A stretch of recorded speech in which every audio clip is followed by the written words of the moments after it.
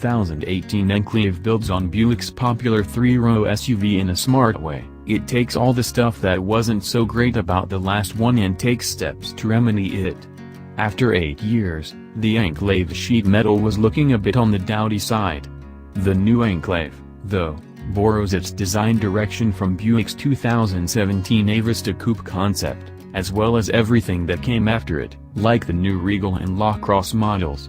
As a result, the new Enclave is a handsome vehicle, even though I'm not entirely sold on its floating D-pillar look on the side. The big Buick's interior is vastly improved, as well.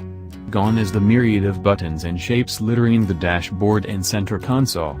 In its place is a far smoother design that makes good use of long, sweeping lines that emphasize the cabin's width.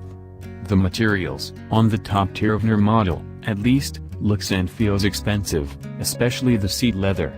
I'll have to drive lower spec models to know for sure, but at first blush, the Enclave doesn't feel like a carbon copy of the Chevrolet Traverse, even though both SUVs share the same platform. While some three-row SUVs aren't really big enough to fit grown adults in their way back seats, the Enclave is.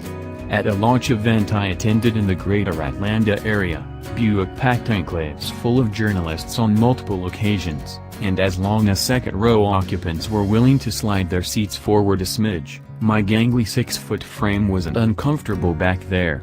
Ingress and egress were easy, thanks to a smartly folding second-row seat. A swooping roofline cuts into headroom somewhat, though. One big qualm I have with the interior is the connection between the driver and the standard 9-speed automatic. This gearshift looks and feels like a far less expensive version of BMW's complicated lever, including the park button up top. It's not particularly intuitive, but with enough practice, you'll remember that reverse is up and to the left. Having this weird by-wire shifter shared with the La Crosse and Chevrolet Bolt EV has at least allowed Buick to open up some space under the center console for additional storage, though, which is a nice touch. Speaking of the 9-speed automatic, it comes mated to a 3.6-liter V6 that puts out 310 horsepower and 266 pound-feet of torque.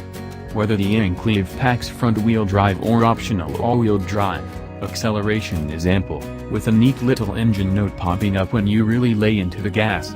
The transmission works its way through the gears with such smoothness that it's hard to discern when it's shifting unless you're listening for it.